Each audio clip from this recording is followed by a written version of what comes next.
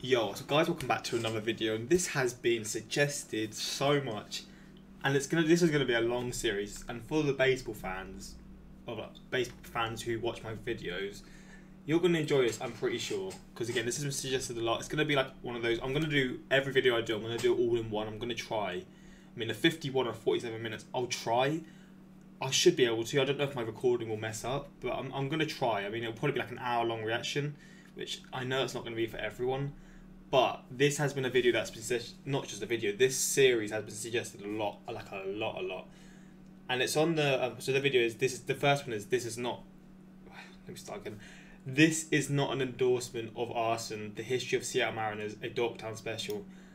From what I'm gathering, the Seattle Mariners, like I've done my video on them, the urinating tree one, they have a real sort of like ropey history, man. Like people seem to just love things related to them. Because maybe they laugh at them and they just find it funny, or maybe for like actual like sort of other reasons, basically learning of history. I'm not too sure, to be honest. But I did do a brief sort of look from the urinating tree video, but that was much short. This is a much more detailed history lesson on the Seattle Mariners, and I'm excited, man. People wanted this, and again, I'm probably going to be posting it on my main channel. Here and there, I may post one or two on my second channel. It's going to be posted like once every few days because the videos are so long, and I sort of want to react to it properly and not just post it like as much as I can and then not post it. I feel like it would be a good little series to do. But yeah, for those who have been suggesting it a lot, here we are, man. This is a 33-minute video. We're going to do it all today, and I'm seeing John's voice. I'm going to love this. Let's check it out. I've just pressed my wrong screen. Also, I apologise if the camera's in the wrong way. I don't really know where to put it for these sort of, what I'm gathering is like like sort of stats. Is going to involve lots of stats, and there's probably going to be some in this bottom left corner. I apologise for that. If I notice sort of a trend in this video, I might move it to the top right or like wherever less. But yeah, for now we're going to leave it here.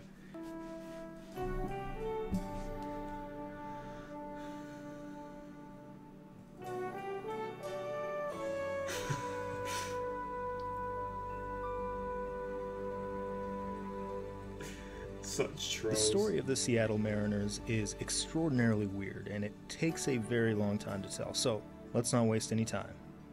This story begins the only way it ever could have begun, with 140 acts of arson. Literally? Arson? Robert Bruce Driscoll, seen here in handcuffs after he was finally caught in 1935, was a transient who had struggled to find work in the wake of the Great Depression. This era engendered hatred of the rich and capitalism in general in many people, including Driscoll. In the New Deal 1930s, while those in power were busy trying to cobble together a kinder, gentler type of capitalism, Driscoll took a more direct approach, setting stuff on fire. One official described him as, quote, the most dangerous pyromaniac ever known on the Pacific Coast. What the fuck? Over the course of several years, he destroyed at least $18 million worth of property in today's money. Indiscriminately. Wait, is it in today's, or is that in general? Sorry, I spoke over that. Is that like inflation? Like, is that like most dangerous pyromaniac ever known on the Pacific Coast? Over the course of several years, he destroyed at least $18 million worth of property in today's money. Okay. Indiscriminately setting fire to factories, lumber mills, churches, and a baseball stadium. Dugdale Field was a small but adequate ballpark that served as home to the minor league Seattle Indians. Late at night, on July 4th, 1932, Driscoll gathered some game programs that were lying around, used them to set the grandstands on fire, retreated to a nearby hill, and watched the whole thing burn down. When it did, the team was forced to relocate to Civic Stadium. The thing to know about Civic Stadium is that it couldn't really be called a field because the term field implies grass, which Civic Stadium didn't quite have. The playing area was almost entirely dirt. Wow. It was described as a mud hole, everyone hated it, attendance cratered, and the Indians were in serious financial trouble. The person who kept the team in Seattle was Emil Sick, a local beer magnate who bought the team in 1937 and renamed it the Seattle Rainiers. Among the promises he delivered on was the construction of a brand new ballpark, built right on top of the burned-down Dugdale Field. It was described as one of the finest on the continent. In other words, it was a Sick stadium. It was named Sick Stadium. We move forward now to the 1960s, when Major League Baseball is playing musical chairs with American cities.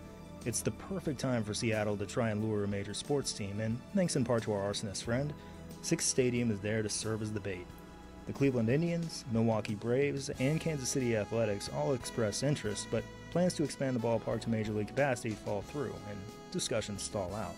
The Kansas City A's end up moving to Oakland instead, which makes a very important person very upset.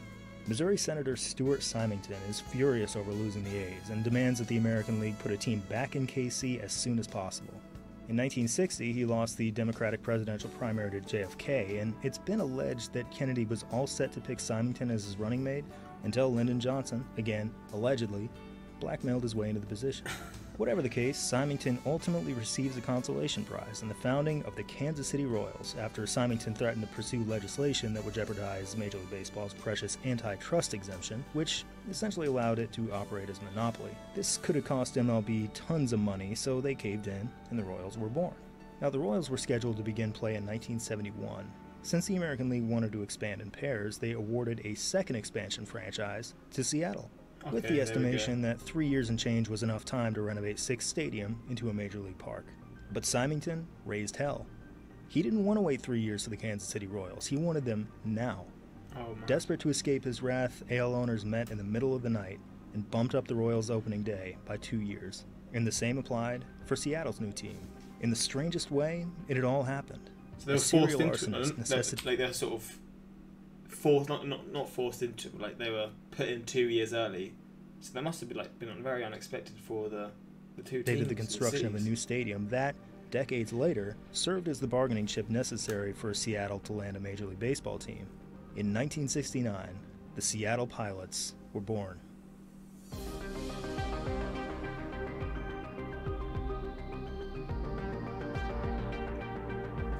Okay, so here we are. Pilots are gone. I was thinking, that's a very, I've never heard this name, the Seattle Pilots. the brief history of the Seattle Pilots, 1 year later, changed the name.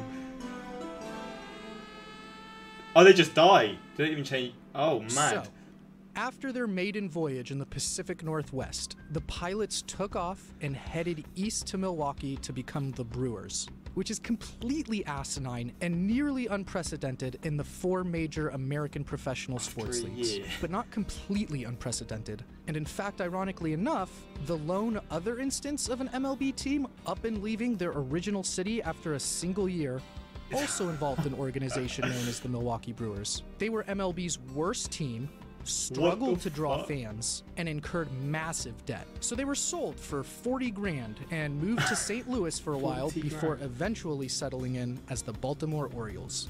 Over in pro football, the Chargers spent their debut season in Los Angeles in 1960 and simply couldn't generate enough fan interest as the LA Coliseum was generally about 90% empty for their games. When San Diego swooped in and offered a temporary place to play for free, the Chargers packed their bags and headed 2 hours south to forever make moot the issue of no one in LA caring about them.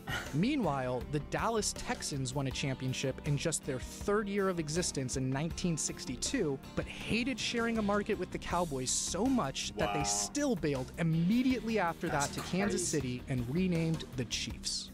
The closest anyone came in the NBA was when the team now known as the Washington Wizards kicked off their first couple years in Chicago before relocating to Baltimore and adopting the Bullets moniker, while the Rockets only made it 4 years in San Diego before shoddy attendance resulted in a sale that had them Houston-bound in 1971, which, given their astronomical name, I could have called from day one.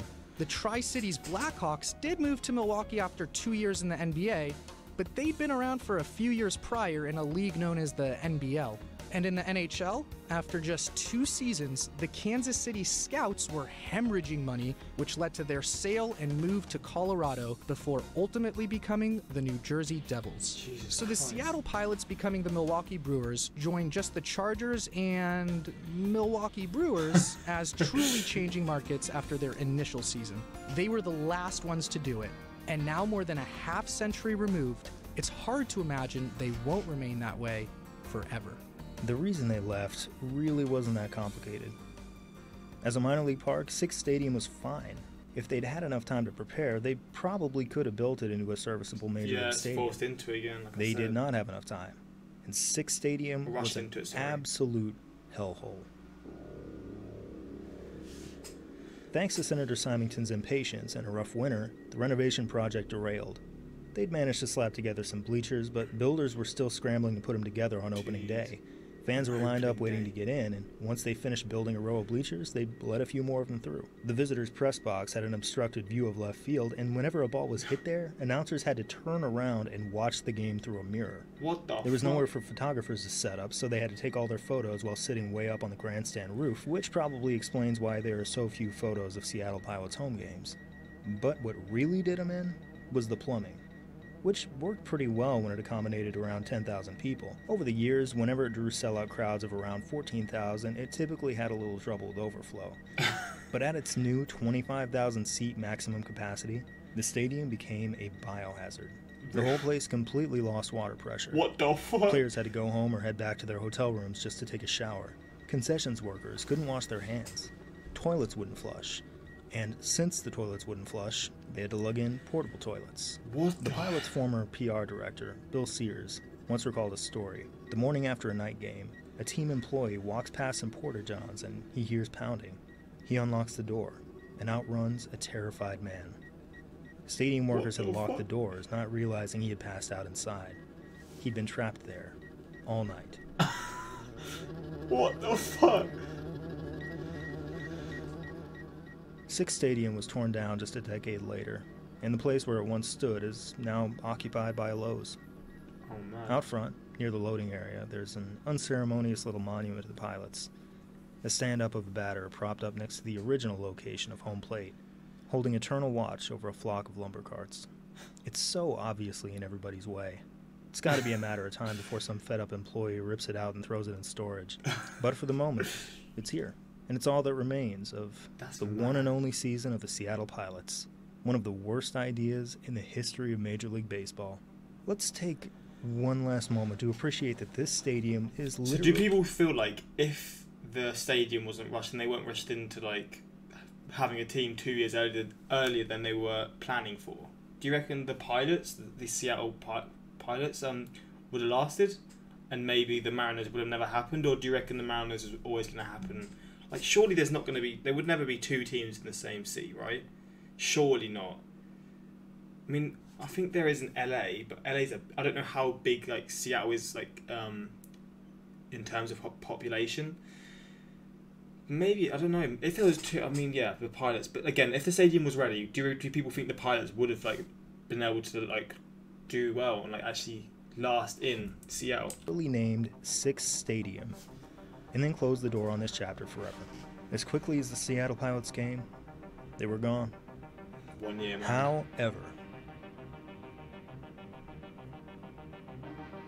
anticipating the arrival of the Pilots, the city had, in the late 60s, already allocated funding for a brand new stadium. Okay. Seattle was so determined to land a baseball team and an NFL team that they broke ground on the site before the city was promised either one. The Kingdome was a cavernous, all-purpose indoor arena with about 3 times as many seats as Six Stadium ever had. It wasn't blind faith, though.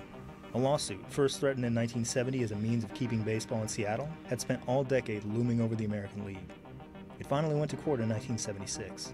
And for the second time in 10 years, the league responded to a lawsuit with a resounding, fine, whatever, and granted Seattle a brand new baseball team.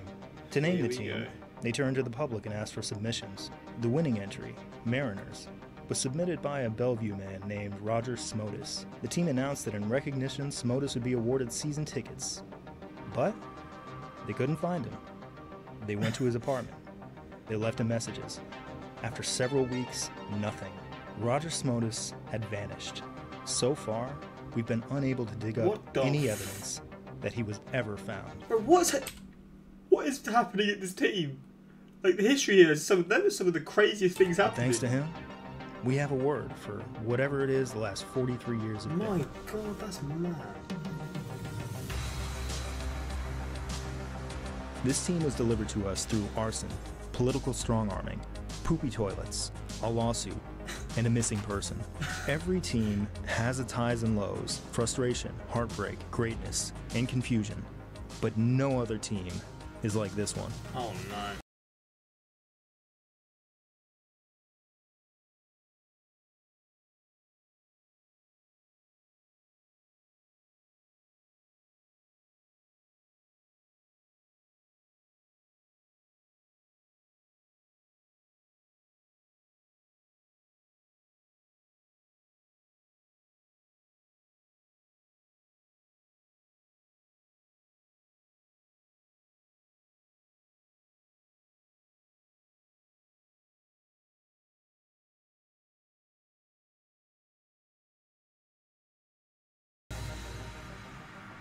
Look at that star. I'm guessing they're the records. Those Mariners began play in 1977, and I loved their first year so much. Here, we see their game-by-game timeline. In game number 5, they fell to a losing record and never again made it back to 500.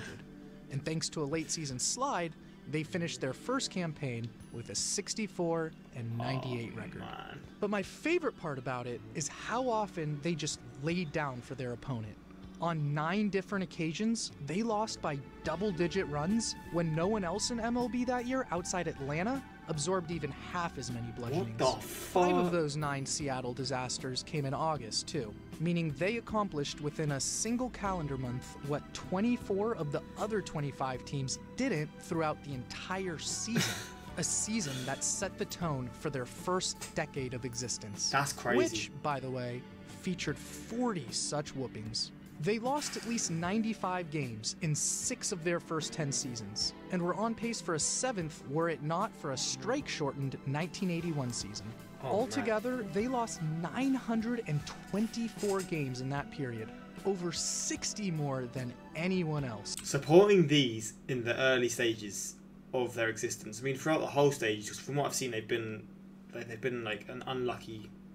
I say unlucky. They've not been a very sort of like high-performing team, or they've sort of had occasions where they've been doing well, but they've bottled it. Those first few years, though, to be supporting that team, respect to you, man. A look at run differential is an even scarier sight. Powered by 5 dead last in MLB finishes in their first 10 seasons, they allowed nearly 1,400 more runs than they scored in that time, which is over 70% worse than the second worst team. Needless to say, they never even sniffed the top of the AL West to gain entry into the postseason. This green bar indicates the record of the division winner that season. In other words, the number of wins the Mariners would have needed to reach the playoffs. Jesus Christ. Excluding the strike campaign, they finished an average of 26.7 games out of playoff position each time the curtain closed on a season. Year after year, their September games were about as meaningful as the human appendix. Even worse, whereas plenty of teams at least have some star power or reasons for excitement, the first era of Mariner baseball lacked in all that. In none of those 10 seasons did the Mariners have a starting pitcher with an ERA under 3.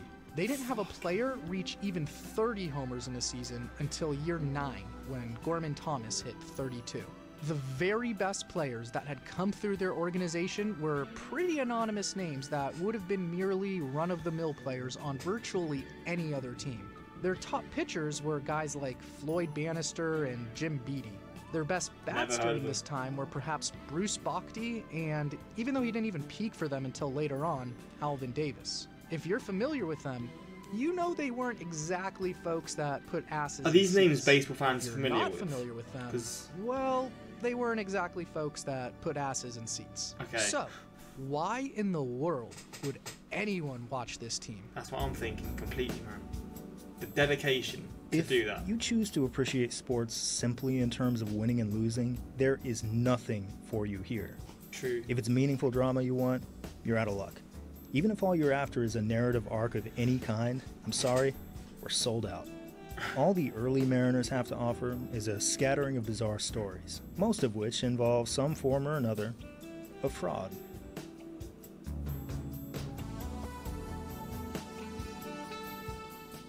Toward the tail end of the 1980 season, Mariners pitcher Rick Honeycutt had a once promising season spiraling away from him.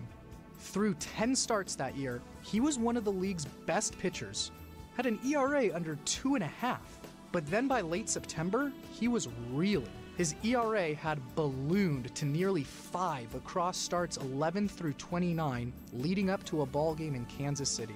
In the third inning of that one, Royals left fielder Willie Wilson tripled off him, and while standing on third base, noticed some happenings on the mound that smelled fishier than a stroll through Pike Place Market. Wilson urged the umpire to check out both the ball and Honeycutt's hand. Sure enough, in an effort to combat his recent struggles, he was discovered to have taped a dang thumbtack against his finger to cut the baseball. That's gotta be one of the stupidest, most obvious ways to cheat, just even in a vacuum. But Honeycutt made it worse. So much worse. Honeycutt somehow just totally forgot about the presence of said thumbtack, rubbed his face, and in the process lacerated his forehead, almost poking his eye out and leading to a 10-game suspension. Naturally, once his playing days were done, Honeycutt would eventually go on to have a lengthy second career as a pitching coach. Wow. The next Mariners season, the strike shortened 1981, is one of the dumbest seasons imaginable. At first, they're managed by Maury Wills, who has parlayed an excellent career as a shortstop into one of the most disastrous managerial careers in the history of baseball. Maury Wills was baseball's equivalent of the modern-day venture capital startup guy. Despite never having managed a baseball game, he wrote a book claiming that he and he alone was going to disrupt baseball and guaranteed that he would turn a last-place team into a World Series champion in just 4 years. That did not happen. Well, you can see how that went. Among all those who have managed at least 50 games, he has one of the worst winning percentages we've seen since World War II. And among those who began their careers in the 80s or 90s, he's the worst by miles. In terms of strategy, managing a baseball team is far less complicated than coaching a football or basketball team. So what does it mean then to be a bad manager? Leave the demonstration to Maury Wills, who found every conceivable way to be bad at his job. For one, he was always full of it. When Rick Honeycutt was thrown out of that game after the thumbtack incident, Wills said he didn't understand why he was ejected because the explanation was confusing. There is no way that was a confusing conversation. It goes something like, your pitcher taped a thumbtack to his finger and you're not allowed to do that. But Wills never seemed to own up to anything. Everything was always someone else's fault, usually his players. They couldn't stand him, and they were only kind of joking when they suggested that they should start losing games on purpose to get him fired sooner. Wills was this odd combination of authoritarian and checked out. The authoritarian side of him would wake up his players in the middle of the night to make sure they were in bed and chase after kids who caught home runs during batting practice. The checked out side of him would talk about starting players who had been traded away a month ago and head for the airport in the middle of a spring training game. As skipper, Wills made so many tactical errors that it would take another 10 minutes to go through them all, but one stands alone as the most thunderously stupid idea of his managerial career. It's gonna get worse for him, Jesus Christ. Prior to the home game against the Oakland A's on April 25th, Wills pulls aside the team's groundskeeper and tells him to illegally paint the batter's boxes longer than the rulebook specifies. It now sticks an extra foot toward the field. The alleged benefit is that one of Wills' hitters, Tom Paciorek, will get a little extra room to step forward as he swings. The drawback is that during a baseball game, there is a person whose job it is to stand right here and stare at the field. He's known as an umpire, and he's been standing here for 3 hours a day for many, many years. If anything looks different, he will immediately recognize it. So, in Will's desperate effort to keep the Mariners from getting caught for something, he 100% guarantees they will get caught for something else. When they do, and he's suspended, he says he's shocked and dumbfounded. Yeah, man, me too. I thought that was going to work for sure. He's fired a few weeks later, and in one of the funniest managerial stints ever. He's dumb, says Brad Golden, the Mariners' journeyman catcher, who, by the way, is traded to the Yankees shortly thereafter. Golden ended up in Seattle in the first place because the Yankees traded him there for a player to be named later, which is a fairly common practice in baseball. It turns out the player to be named later is Brad Golden, who returns to the Yankees and becomes the second player in baseball history to be traded for himself. Also in that 81 season, more fun stuff in America. How does that work? Traded for yourself? Please let me know in the comments, how does that work? I'm guessing there's like a stipulation or something. Traded for Royals game. In the 6th inning of their May 27th affair, KC center fielder Amos Otis hit this little dribbler up the third base line. Then, Seattle third baseman and part-time stand-up comic Lenny Randall did something you don't see every day. Something completely awesome. He blows it, right? This. That's right. He got down on all fours and began furiously huffing and puffing and blowing at the ball in an effort to send it foul. I can't get over that. Well, sort of. His Three Little Pigs routine did indeed manipulate the ball over the chalk, and initially it was ruled a foul ball, with the home plate umpire unable to think of any specific rule against blowing the ball. But for the second year in a row, Royals manager Jim Fry was unamused by more Mariner ball-altering shenanigans, voicing his displeasure to home plate umpire Larry McCoy. Unfortunately, McCoy then changed his mind, refusing to just be cool and appreciate Randall's goof, instead awarding first base to Otis. This is something I've definitely thought about as it pertains to golf. If a putt stops just short, settling on the lip of the hole, I want to see golfers get down and blow it in. Randall, for the record, claims innocence, that he was merely yelling at the ball to go foul. Oh, and a quick note on Lenny Randall, who was a pretty weak hitter in his Major League Baseball career. After retiring in 1982, he resurfaced in Italy a year later, hit .502, and became the god of Italian baseball. But 1981 isn't through with the Mariners yet. Just a few days after Randall's heroics, we see Seattle right fielder Jeff Burroughs being tagged out at home by the Rangers' Larry Cox. Cox is wearing the Rangers logo.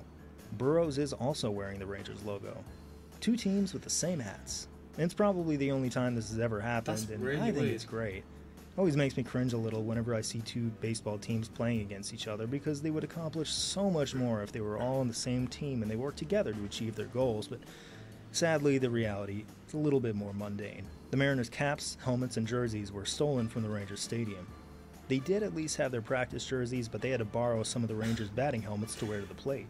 They also threw a third team into the mix by hitting up the stadium gift shop and grabbing Milwaukee Brewers caps to wear in the field, choosing them because they closely... I'm sorry. How have this team, we're one episode in, how have they went through so much already? This is an absolute drama. I would love to see like a Netflix series on this, man. How they can find this, how SB Nation can find this, like research this and find all this stuff, man. Resembled the Mariners color scheme. This, of course, is because the Brewers stole the color scheme from Seattle in the first place when they packed up and left town. Anyway, freed from the oppression of being the Seattle Mariners for one night, they win 5-3. In the standings, 1981 was yet another genuinely meaningless season of Seattle baseball, but it was a big year for a couple of Mariners. Reliever Larry Anderson had languished in the minors for an entire decade before pitching well and finally securing a permanent roster spot. In the next season, he finally got his very own Major League Baseball card. Whoops, they spelled his name wrong. 1981 was also the year manager Renee Latchman took the reins from Maury Wills. And although the Mariners finished well below 500, he earned the respect of his players and was kept on as the permanent manager for 1982. This, of course, earned him his very own baseball card. Whoops, they spelled his name wrong too. Now, both of these cards were from the Donruss Card Company's 1982 set. I looked through this entire 830 card set, and I didn't find misspellings of players on any other team. That is a collector's item, as it is. This was no coincidence. Even to those in the baseball business, these guys were strangers. Really? But not to us.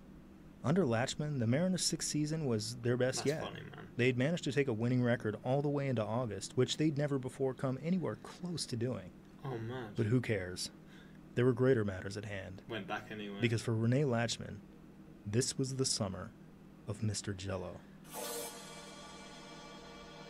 Who the fuck is Mr. Jello? Is this another random guy? News of the incident hits papers nationwide on July 4th, 1982, exactly 50 years to the day after Robert Bruce Driscoll's act of destruction set this endless chain of events into motion. The night prior, Latchman returns to his hotel suite in Chicago. It's a luxury suite, complete with 2 bathrooms and quite well furnished, but when Latchman enters, he finds that everything has disappeared. What? The paintings are gone from the walls. The furniture is missing. I'm scared. He reaches to turn on a light. Nothing. The bulb has been removed. This is scaring me. Latchman stumbles in darkness to the bedroom and feels for his bed. It isn't there. The walls are empty here as well. What? How is this possible? Perhaps the bathroom light works. Don't scare me. What? All his furniture is piled up in the bathroom. He turns to look at the toilet. The toilet is full of Jello. Latchman races to the other bathroom. The other toilet is also full of Jello.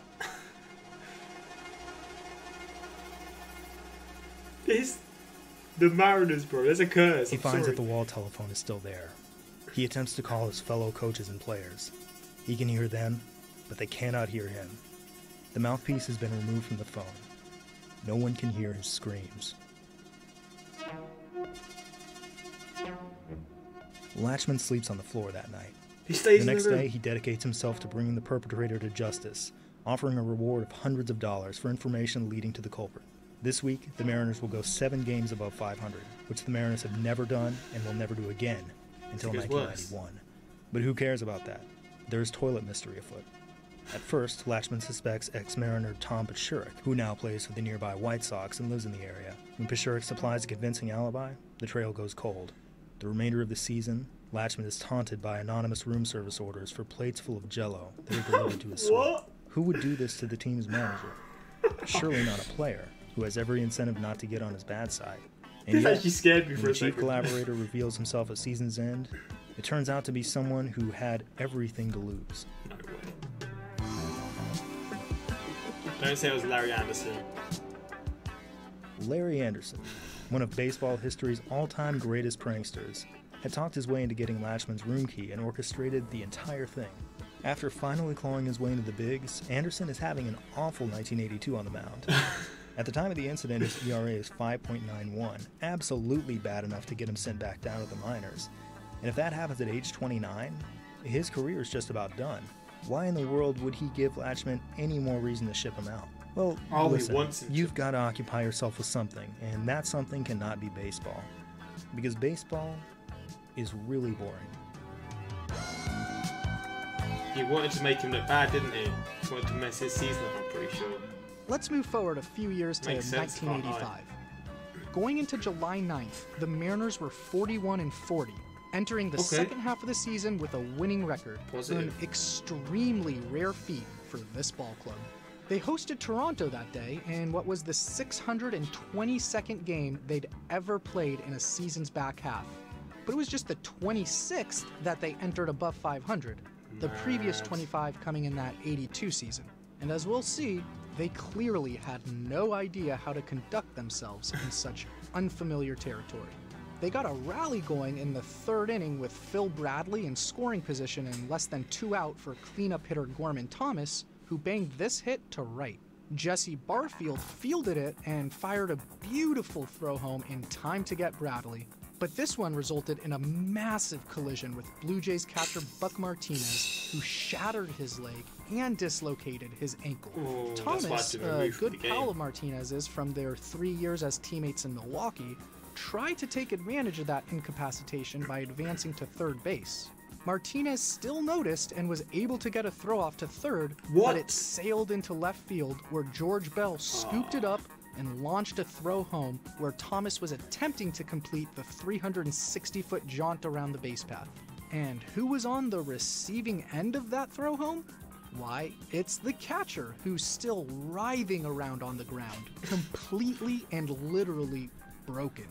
No matter, he's got a job to do. That's ridiculous. Martinez hauls in the throw and applies the tag to his buddy, who mercifully took his foot off the gas to avoid another collision. While he's Thus, there broken. MLB's first ever 9-2-7-2 double play was born. The Mariners had done the seemingly impossible. They figured out a way to get multiple players thrown out at home by multiple different outfielders on the same play. Astonishing stuff from the M's, who That's would go on to mad. lose 9-4, in the process kicking off a new multi-year drought of not entering any second half game with a winning record. Jesus. A 1985 survey asked Seattle area residents to name their favorite Mariner. The vast majority responded that they didn't know any. Every Mariners retrospective has to find something from this era to Didn't talk like any of about, them. as much as we wish we could begin the story in the 90s. Usually the greatest achievement we can come up with is Gaylord Perry's 300th win in 1982. What a Even name. then, Perry was a journeyman who just happened to be a Mariner the day he did it. Oh, but lest you doubt he was a real Mariner, he'd be ejected and suspended a couple months later for doctoring the ball with Vaseline. Alongside Alvin Davis, the most recognizable player of the early years is probably Harold Reynolds, a two-time All-Star that who was record one of the on best days. defensive second basemen of his era. He was also known for being thrown out on the bases, which he can't really be blamed for entirely. The Mariners utilized Reynolds, a very fast guy, as a very, very, very fast guy. In 1988, the consequence was the most counterproductive stolen base campaign of the last 90 years. Here is every player who's ever been caught at least 25 times in a season, plotted as a percentage of their stolen base attempts. In the 1910s, players went for steals with reckless abandon before everyone seemingly realized at the same time that it was a really bad idea. About 50 years later, stealing came back into vogue before everyone realized this again. Exhibit A was 1988 Harold Reynolds, who was caught 29 times against just 35 successful steals. In fact, Reynolds' top YouTube search result from his playing career is a clip of him being thrown out. It's one of the most memorable clips in Bo Jackson's endless highlight reel. From the warning track, he ignores the cutoff man entirely and fires an impossibly perfect strike into home. After the game, Reynolds was reportedly sitting in front of a VCR, watching it over and over again, trying to figure out how the hell it happened. This is how it was for the Mariners back then. That's Bo Jackson for you, and I know people are going to suggest to react to him. He was one of my first ever reactions. As a sportsman, I might have to go back to him. I might have to do a reaction again, because that was back when I didn't really know much about American sports, and I didn't really truly understand how incredible that was.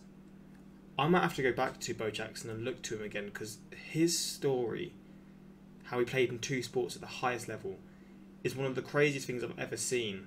And yeah, if you are at this point of the video and you would like me to look into Bo Jackson, please, man, because again, I did a reaction. You can search it. He was one of my first ever reactions. I was a clueless person. I knew nothing about any American sports. The quality of the video was awful because the old setup, etc. But it's there for people who are interested. It's there, and I might have to do it again because again, I was very unaware of things that were happening in the American sports. If I looked at it nowadays, I think I would be mind blown. Kind of experienced the baseball other teams were playing. They weren't anyone's rival, they weren't even a national laughingstock in the way some other teams were. They simply did not register. As it concerns the Mariners, the only real important story was beginning on the other side of the country, in the Bronx. The year is most likely 1983. The Yankees manager is Billy Martin. Over the course of his managerial career, Martin got into a bar fight with one of his own players on multiple occasions. He busted a reporter's face open because he wouldn't show him his notes. He fought a stranger at a hotel bar after he insulted what the man did for a living, which was entirely inappropriate. There's absolutely nothing funny about being a marshmallow salesman. You go from town to town, probably have a suitcase with a bunch of marshmallows. Marshmallow salesman, what? Point being, Billy Martin was perhaps the most difficult person in the modern history of baseball. On this particular day, as the story goes, a lot of the players' kids are running around the clubhouse, but 2 kids are singled out in particular. Martin sends one of the team assistants to tell their father, the star first baseman, that his kids need to be quiet. The player naturally takes it as an insult. So does his oldest son, who would be about 13 years old at this time. This kid will hold a grudge against the New York Yankees for decades to come. You know his name. Just save it for the next video, because I actually don't know much about this one. So I'm guessing I'm gonna find about this. Griffey. Ken Griffey. Oh, no, Ken Griffey. Of course I do. So this is where we go to the next one. Oh my god. So Ken Griffey against the Yankees, against the coach, who, oh my, bro, this team has everything. This team has everything. Oh my god, this is a crazy series. I do want to do part 2 now, I genuinely do. But I want to I want to do this like I'd watch a series, like a Netflix series, once every day or every 2 days. And yeah, because I want this to be an experience, and man, this has been crazy so far. This is 1 episode in of a 6-part series. There's a 50-minute episode, there's a 47-minute, 33, 24, 30-minute. There's like 2 hours, 3 hours of content to go. And we're 30 minutes in, and it's like we've seen everything a team could happen in a 100-year history. This is in the space of what? Obviously the initial part was in the 1930s, but other than that, like 10, 20-year span, and all this has happened. Mamma mia, this is going to be a crazy series. John Boyce could literally do a video breaking down why he believes I personally am a moron, and I'd still enjoy the whole thing. John Boyce is crazy, man. His research is absurd. History of the Seattle Pilots. Pilots are gone. Me at the beginning, 6-part series, and the Mariners really. Me at the end. Where's part 2? Man, this is going to be so sick. If I ever start to grunge band, I'm starting to wear Roger Simmons. We're having our first winning season ever. Mr. Jello is in the chat. For God's sake, I love comments so much. Imagine being one of the lucky bastards that finds the series after it's all released. Me, because I'm guessing when this is first posted, people had to wait until the next part. I've got it all, baby. Let's go, man. This is crazy, man. You will not find drama here. Ken Griffey becomes a lifelong Yankee hater and succeeds. I'm excited to see what happens there, man. I'm guessing that's going to be part 2. Like, that's the cliffhanger, mate. It's crazy how that happened as well. Like, the coach, like, it led from the coach like being a dickhead to him as a kid, and that's now going to lead to him hating the Yankees. And I'm guessing it's going to lead to certain things between the two. I'm mind blown. How many times do we have to teach you this lesson? LA to the Chargers. Anyways, being freed from being the Seattle Mariners for one night, they went 5-3. Yeah, they were wearing different equipment. Oh my god. Man, this is crazy. This is actually crazy. I'm going to enjoy this so much. Thank you so much for suggesting this to me, man. This is part 1. How has so much happened already? I apologise for it being so long. Some episodes are going to get longer. Like the 51-minute one. I don't know how I'm going to do that. I might have to split that. I might do it all in one though. We'll see. We will see, man. But yeah, hopefully you guys enjoyed. And again, thank you so much for suggesting this stuff. This might be the craziest thing I'm ever going to see on this channel. The craziest series I'm ever going to see. But it's crazy, man. I'm just like left like smiling, but also wanting to see more. Man, this has been crazy. Yeah, hopefully you guys enjoyed. And until next time, like, subscribe, peace.